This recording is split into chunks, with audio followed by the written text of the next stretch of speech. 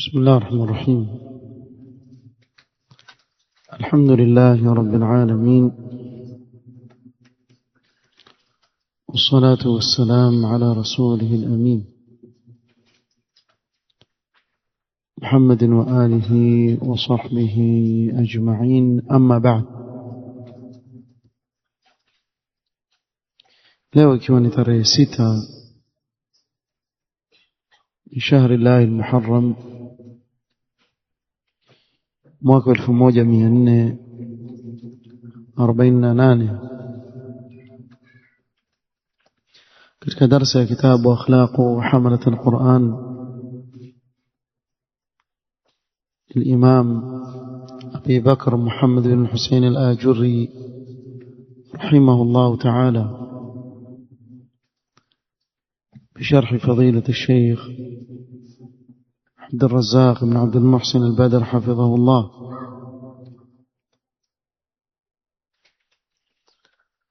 tuendelea kusoma maelezo ya Imam al-Ajurri rahimahullah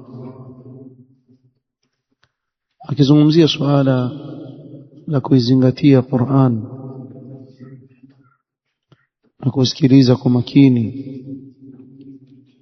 na kuitendea kazi na athari yake kubwa katika maisha ya mwanadamu.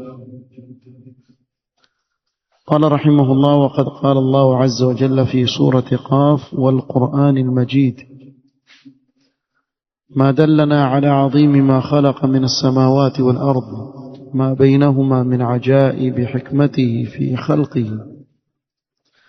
ثم ذكر الموت وعظم شأنه، وذكر النار وعظم شأنها، وذكر الجنة وما أعد فيها لأوليائه، وقال عز من قائل: لهم ما يشاءون فيها ولدينا مزيد، إلى آخر الآية. قوله قاف والقرآن المجيد، المجيد هنا وصف للقرآن، والقرآن المجيد. المجيد نوصف وقرآن، والمجد في كلام العرب الشرف الواسع. na majd katika lugha ya Waarabu ni utukufu uliomkunjufu ambao hauna mipaka, utukufu mkubwa. ورجل ماجد أي مفضال كثير الخير شريف. ukiambiwa rajulun majid maana yake ni mwenye khairi nyingi, mtukufu. والمجيد فعيل، والمجيد فعيل منه للمبالغة، ووزن وفعيل يعني بمعنى خير yake ni nyingi mno. وقيل هو الكريم الفعال، ni yule mwenye vitendo vitukufu. hii ni katika lugha. فالقرآن فيه ساعة في معانيه ودلالاته وحججه وبيناته وخيراته وبركاته ومنافعه العظيمة وفوائده الغزيرة، فهو كتاب مجيد. والقرآن ni kunjufu katika maana yake, katika miongozo yake na hoja zilizomo ndani yake, kadhalika khairi na baraka iliyo ndani yake na manufaa makubwa na fawaid nyingi mno. Kwa ni kitabu majid, kitabu ambacho kina khairi nyingi sana, kama alivyoeleza Allah subhanahu wa ta'ala. قوله: وقد قال الله عز وجل في سورة قاف والقرآن المجيد: ما دلنا على عظيم ما خلق من السماوات والأرض وما بينهما من عجائب حكمته في خلقه. قال الشيخ: أي بين الله عز وجل في هذه السورة ما يدل على عظمته. وكيسوم سورة قاف والقرآن المجيد، الله سبحانه وتعالى ametaja ndani yake yale yanaonyesha ukubwa wa Allah subhanahu wa ta'ala, na utukufu wa Allah subhanahu wa ta'ala. فعدد جل جلاله أنواع من المخلوقات.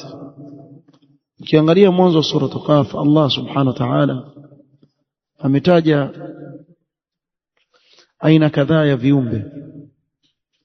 Kataja kuumba kwa mbingu na ardhi na mimea mbalimbali,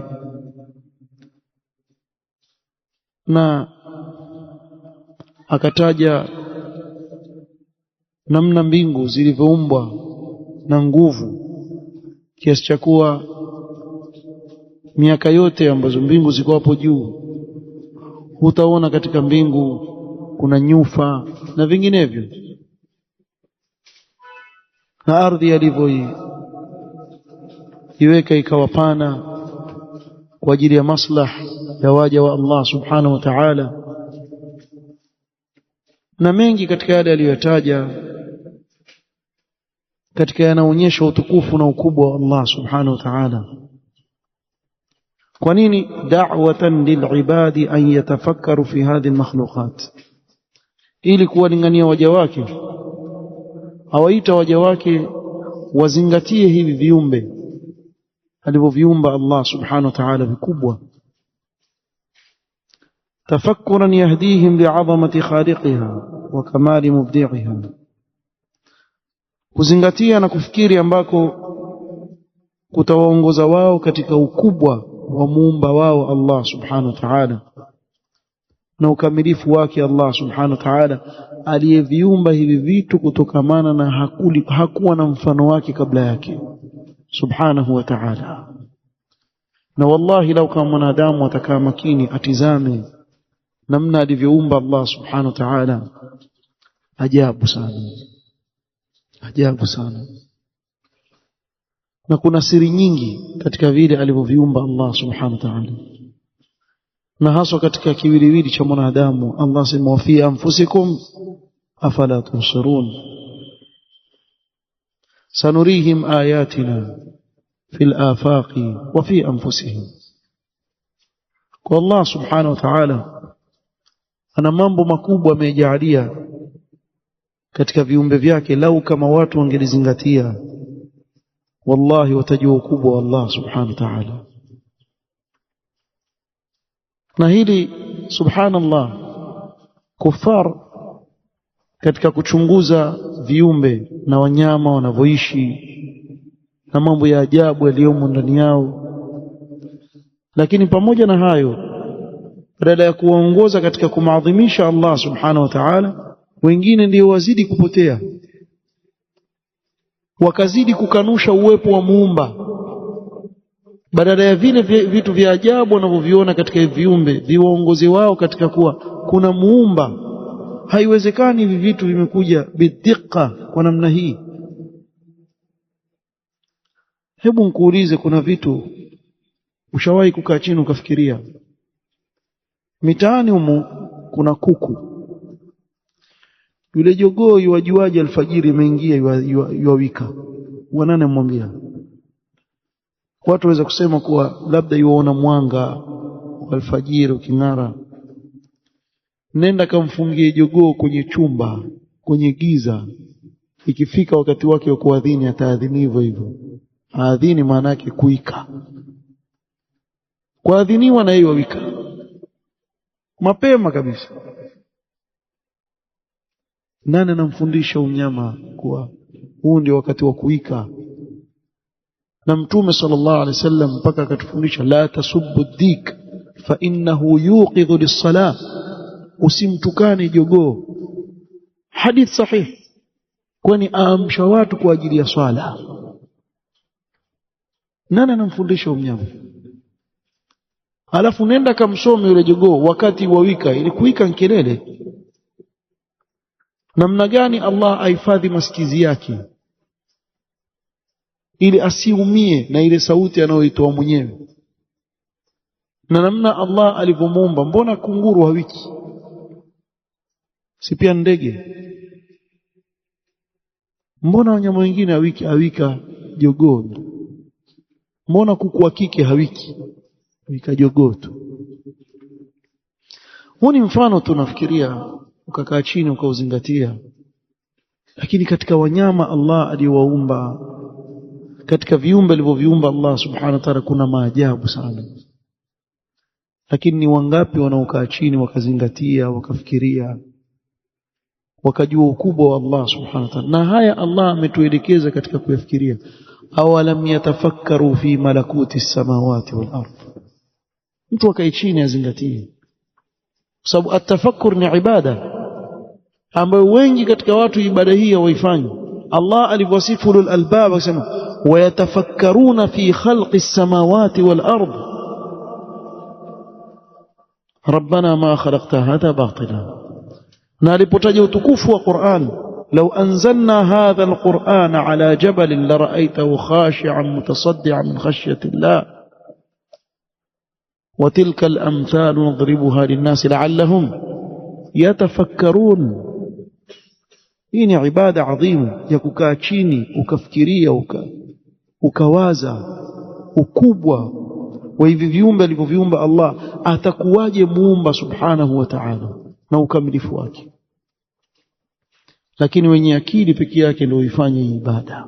Mtu akakaa peke yake akatizama hizi mbingu. Katika sura Qaf, awalam yanzuru ila as-samaa'i fawqahum kayfa banaynaha wa zayyanaha wama laha min furuj. Tizama mbingu hizi namna Allah alivyoziumba, hakuna nguzo inayozuia bwana. Na sote tufahamu kwa kile ambacho hakina nguzo inayozuia chaanguka. Vipi hizi mbingu zina nguvu namna hii, zimeumbwa, hakuna mahali kuna ufa? Na namna Allah alivyozipamba usiku na nyota, waonaje ingelikuwa ni weusi tu, uone kitu usiku? Lakini Allah subhanahu wa ta'ala sema wazayyana as-samaa ad-dunya bimasabih, kawe kwa nyota zile ikawa ni pambo. Kuna mengi ya kuzingatia.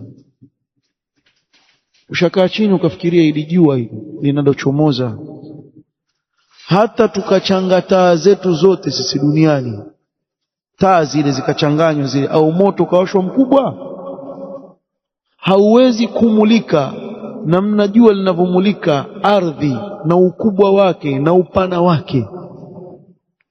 Watu wakawa waona kila kitu wazi kabisa. Hata ukawasha taa kubwa namna gani, haiwezi kufikia mfano wa jua linavyomulika na faida zinazopatikana katika kumulika kwa jua kwenye ardhi. Sikwambii mwezi, sikwambii utizame bahari na wanyama waliomo ndani yake, lakini kwa wale wenye kufikiria na kuwaza wafaidika. Kwa viumbe vyote hivi Allah ameviumba, ataka kwetu sisi tuzingatie, tuviangalie na kufikiria ambako kutatuongoza sisi katika kutambua ukubwa wa Allah subhanahu wa ta'ala. Mtu akasema subhanallah. Kuna ndege nimeona karibuni hivi, ndege clip, katika hawa ndege hao wanaoruka, aruka kutoka sehemu moja mpaka nyingine muda mrefu sana, muda mrefu, sikumbuki, nafikiri takriban mwezi. Aruka kabla hapo shajiandaa, wala hiki wala kile, kisha iwaruka, iwapiga mbawa zake siku zote hizo mpaka afike kule anakokwenda, apita bahari yote mpaka afike huko. Huu mnyama hachoki, alala huyu. Sasa sikiliza wanasayansi kukwambia namna anavyolala na namna anavyopumzika, utashangaa wewe. Nani anamfundisha kuwa alale jicho moja liko wazi? Akili yake ile, brain yake, upande mmoja yazima yalala, upande mwingine afanya kazi, yuenda tu. Akishapumzika huko yageuza. Nani anamfundisha huyo? Kisha akishamaliza safari yake huko anakokwenda, Allah amemwandalia riziki yake, akishuka tu kile chakula anachokula chamsaidia yeye katika kumrejeshia nguvu zake vile vile zilivyokuwa. kisha ana safari ya kurudi baadaye na hakosei njia. Muona wale kasa wale wa baharini, huwa akija yule mama yao utaga mayai nje, huenda hivi mahali akachimba shimo akataga mayai. Sitoishi pwani huku, siku wakija kutoka wale watoto, weweza kumuonea huruma, umuone yupata tabu kwenda kutafuta nini bahari, ukawabeba ukawapeleka baharini, ndio ushawaua wewe. Sasa wanasayansi wakwambia yule akitembea ndio iwachora ile njia kwenye akili yake. Yeye akija kuwa mama pia atakuja pale pale, atakuja kutaga. Sasa wewe ukimbeba ushaiondoa ile mapu yake, kwa ukimpeleka kule uenda kumuua, hawezi tena kurudi huko. Kwa hiyo wacha vile vile yeye apate taabu. Wale ambao wajaliwa kusalimika watasalimika, wale ambao kujaliwa kusalimika wakujaliwa, kisha baada ya miaka watarudi hapo hapo. Kwa nini? Kwa sababu Allah amejalia wachora kama mfano wa mapu katika akili zao, wajua wametokea wapi, wamezaliwa wapi, watarudi wapi. Nani awafundisha yote? Nani awafundisha? Kisha laja jitu linaba upara kubwa hapa na upara hapa, alafu na jimiwani kubwa, akikete alishukisha hivi, hakuna Mungu. Wewe mjinga nini? Tuambia nini? Nywele zimemdondoka hapa kwa kufanya utafiti mwingi wa kutaka kusema kuwa hakuna muumba. Tena zungumza na madharau kweli kweli, kapiga suti lake mwenyewe na tai kanyonga, basi akishashukisha ile miwani kibri kimemjaa. Wewe tuambia nini bwana? Yaani hivi vitu vyote vimetokea hivi hivi tu, havina muumba hivi. Kwa akili ya nani? Labda kwa mtu ambaye hakai chini akazingatia, akaona maajabu yaliyo katika viumbe vya Allah subhanahu wa ta'ala. Wewe mwenyewe huo upara wako tu waonyesha kuwa wewe huna uwezo wowote wa kujitengeneza. Lau kama ungelikuwa hivyo, ungesema mimi niwe na nywele hapa. Nani ambaye atakuwa na upara nusu kitu bicho limekuwa halina nywele tena, kisha unazungumza kwa kibri namna hiyo? Hiyo yaonyesha tu kuwa wewe umeumbwa hapo. Sababu kama wewe ndio unaifanya, basi hazuie hizo nywele zisidondoke. Mbona za kudondoka? Na jimiwani lako kubwa unalivaa hilo yaonyesha kuwa macho yako hayana nguvu. Kama waweza yatie nguvu. Kuna yule aliyekuumba ndiye anayekupeleka. Lakini kwani wafikiria? Wangapi wakaa chini wakafikiria wakawaza? Qala ثم ذكر الموت وعظم شأنه كما قال تعالى وجاءت سكرة الموت بالحق ذلك ما كنت منه تحيد. Allah akataja katika sura Qaf mauti, na akataja ukubwa wa hili jambo adhimu sana. وذكر النار وعظم شأنها كما في قوله تعالى يوم نقول لجهنم هل امتلأت وتقول هل من مزيد. Na hakuna kiumbe Allah amekiumba katika ukubwa wa kumiza kama mfano wa moto wa jahannam. Katika kumiza hakuna mfano wake. Kila wanapotumbukizwa ndani ya moto watu, moto wa jahannam, ukiulizwa sema hal min mazid, wako wa kuongeza, ongeza bwana. Kama kuna wengine lete, bado kuna nafasi kubwa. Wa hadha fihi bayanun li sa'ati an-nar, na hapa yaonyesha upana wa moto wa jahannam, sallallahu alaihi wasallam. Wa annaha mahma yulqa fiha tatlubu ziyada, na kwa kila vile watakavyotumbukizwa watu ndani ya moto wa jahannam, moto utataka kuongezewa watu wengine. Taqulu hal min mazid wallahu wa'adaha an yamla'aha, moto utakuwa sema kuna wakuzidisha, ongeza, na Allah ameuahidi kuwataujaza. La amla anna jahannam min aljinnati wan nasi ajma'in, hii ni ahadi Allah. Walakin haqqa alqawlu minni la amla anna jahannama min aljinnati wan nasi ajma'in, taujaza moto. Sima muasi Allah subhanahu wa ta'ala, nitaujaza moto wa jahannam kwa watu na majini. Kuna moto wa jahannam wataka ziada,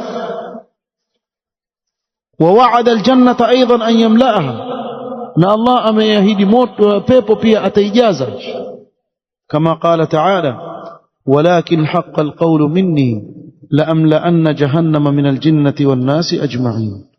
وجاء في الحديث عن نبينا صلى الله عليه وسلم قال لا تزال جهنم تقول هل من مزيد حتى يضع رب العزة فيها قدمه. moto wa jahannam, Mtume sallallahu alayhi wasallam, hautawacha kusema kuna ziada mpaka Allah ataukanyaga moto wa jahannam, ataukanyaga moto wa jahannam kwa mguu wake. Fatakulu, utasema qat wa izzatik wa yuzwa ba'daha ila ba'd.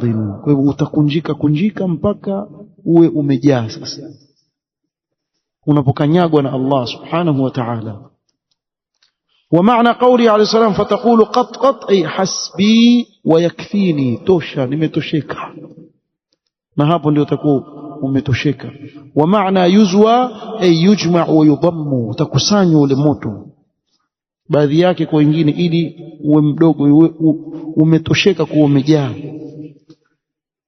fataltaqi wa tanḍammu ala man fiha hadha huwa imtilauha, kujaa kwake ndio huko ule moto utakunjika na kuwafinya wale walio ndani yake, ndio utakuwa umejaa. Sasa wa amma aljannatu fa innahu yabqa fiha fadlun, ama pepo kutabakia nafasi kubwa sana. Watu wa peponi ni wachache bwana, watu wa motoni ni wengi sana.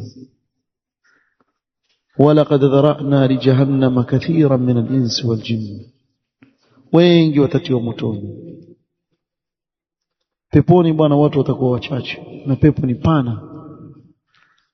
Kwa pepo hii itakuwa tupu, kuna nafasi, kuna fadhila.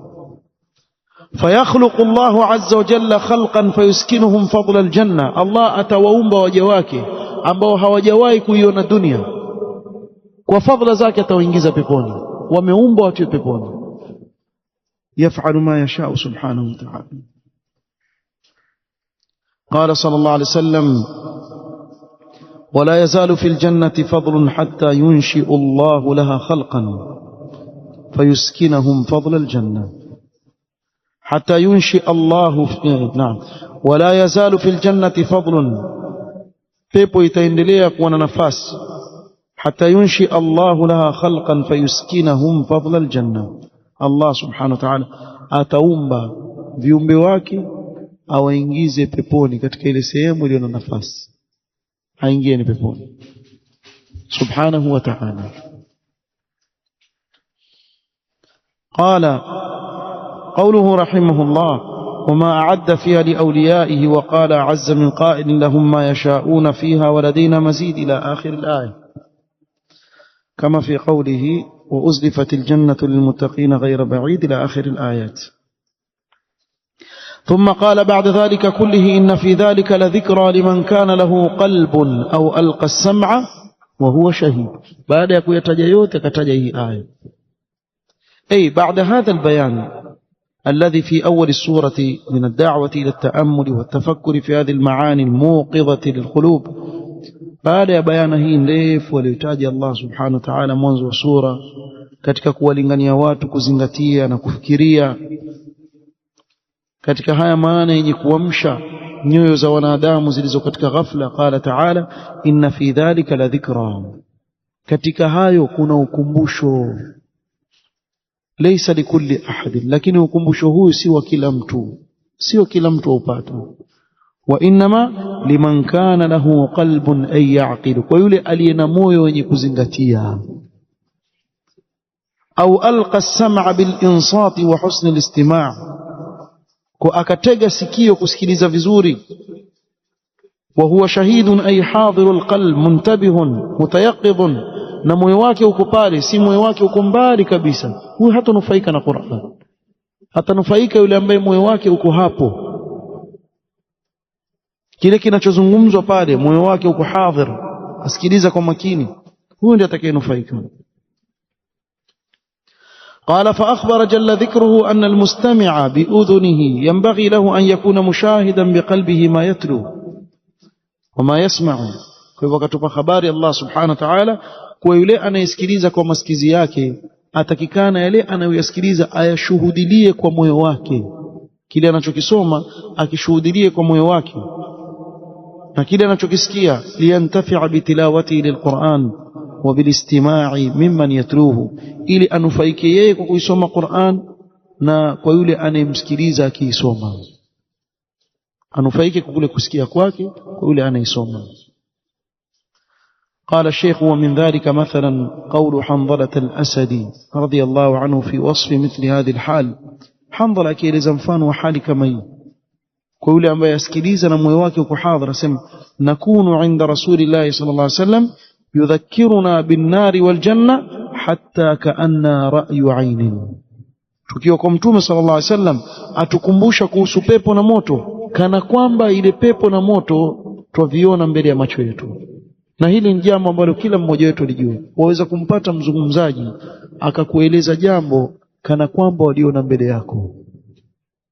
Shawahi kusikiliza kwa mfano sira, ukazungumzwa vita ambavyo masahaba wamepigana, ukawa wasikiliza lakini kana kwamba lile tukio liko mbele yako latokea. Kwa nini? Kwa sababu moyo wako uko pale, wasikiliza makini na moyo wako uko pale, ni kama waona yale matukio yanayotokea. Sababu kila kitu chako pale cha kutafuta ilmu uko nacho, masikizi yako yako hapo, moyo wako uko pale, wasikiliza makini kabisa, basi utafaidika.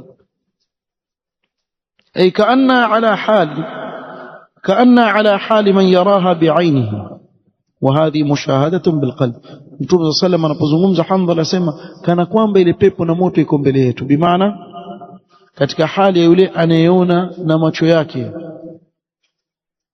na kumbe haoni, ni kwa yale anayoyasikia na namna alivyotega sikio, lakini ni mushahada wa moyo wake washuhudia, sababu uko pale. Qala rahimahullah ta'ala ثم إن الله عز وجل حث خلقه على أن يتدبروا القرآن. يبين الإمام الآجري رحمه الله تعالى أهمية العناية بتدبر القرآن. نهابا كبينيشا ومهم ومتك جشوليشا نجام لك يزنغتي القرآن، وأن التدبر للقرآن مفتاح الفهم عن الله تعالى وعقل الخطاب.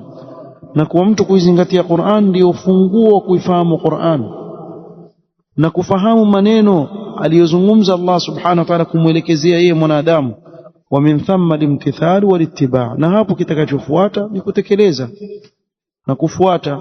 Fahiya umurun yambani ba'daha ala ba'd, kwa hivyo ni mambo ambayo moja la jenga jingine. Sikiliza makini, ukazingatia na kutadabbar, kisha ukatendea kazi. Kwa bila ya kusikiliza makini huwezi kuzingatia, bila ya kuzingatia huwezi kufanyia kazi. Kwa ni mambo ambayo moja la jenga jingine, yatakana yafuatane namna hiyo. Kisha akataja zile aya ambazo ni dalili ya kuhimiza watu kuizingatia Qur'an. Insha Allah taala tutakuja kueleza katika kikao kitakachofuata. Naktafi bihadha alqadr, wallahu taala a'lam.